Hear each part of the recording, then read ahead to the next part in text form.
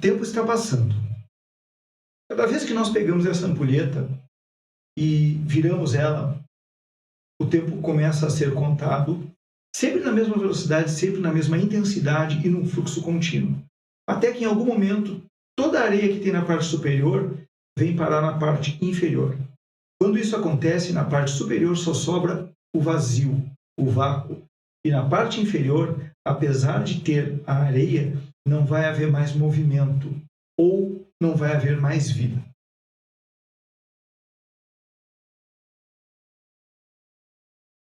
De longe nós gostamos de falar sobre morte, mas a grande verdade é que cada vez que uma pessoa nasce, a única certeza que nós temos é que um dia essa pessoa morrerá.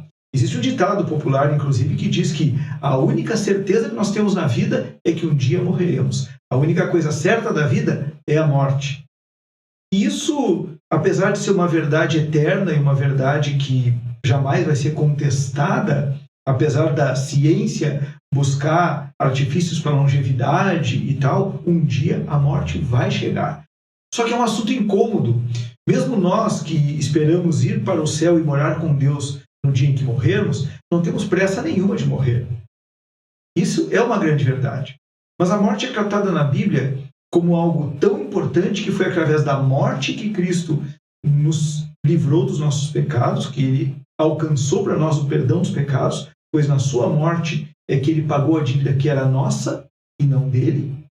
E a Bíblia fala no livro de Hebreus, na carta aos Hebreus, capítulo 9, no verso 27, fala assim, ó: da mesma forma como o homem está destinado a morrer uma só vez e depois disso enfrentar o juízo, assim também Cristo foi oferecido em sacrifício uma única vez para tirar os pecados de muitos. E aparecerá uma segunda vez, não para tirar o pecado, mas para trazer salvação aos que o aguardam. Eu li Hebreus 9, versos 27 e 28. Esses dois versículos, eles estão em contexto maior, que fala do início ao fim do contexto sobre como Cristo conquistou o direito de adentrar nesse tabernáculo eterno, nesse tabernáculo perfeito que é o céu, de como ele nos livrou dos nossos pecados, pagando na cruz o preço que era nós que deveríamos pagar. E esse versículo 27, ele aparentemente entra meio que fora de contexto, porque ele entra para fazer uma comparação. E ele diz assim, ó, da mesma forma como o homem está destinado a morrer uma só vez e depois disso enfrentar o juízo, assim também Cristo foi entregue. Então, esse verso 27, ele entra como uma verdade incontestável.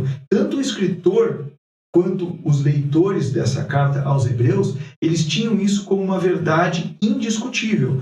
Um dia morreremos e enfrentaremos o juízo.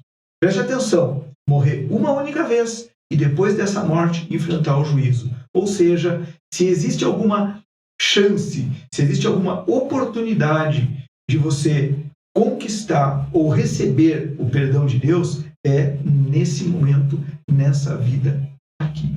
Não é por acaso que essa frase foi registrada, que é morrer uma única vez e depois vir o juízo. Se nós olharmos no Evangelho de João, capítulo 3, verso 18, Jesus disse para Nicodemos o seguinte: quem nele crê não é condenado. Esse nele é no Filho do Homem. Jesus está falando para Nicodemos do Filho do Homem. Então, quem nele crê não é condenado. Mas quem não crê já está condenado por não crer no Filho do Homem, ou no Filho unigênito de Deus. Agora, voltando à ampulheta, nós já entendemos que, assim como em algum momento a areia vai terminar de passar, vai ficar toda na parte de baixo, a nossa vida, que é finita, um dia também vai terminar. Agora, o que vai acontecer quando nós chegarmos no final? Qual o nosso destino? Céu? Inferno? O que vai definir isso? As palavras de Jesus. Precisamos crer que Jesus Cristo é o Filho de Deus, precisamos confessá-lo como Senhor e como nosso Salvador, e precisamos crer de todo o nosso coração que Deus o ressuscitou dos mortos.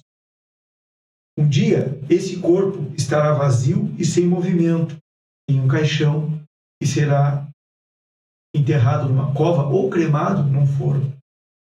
Mas o espírito da vida, o fôlego de vida, esse estará com Deus. Este viverá eternamente ou sofrerá a punição eterna. A escolha é nossa. Cristo, céu ou a condenação.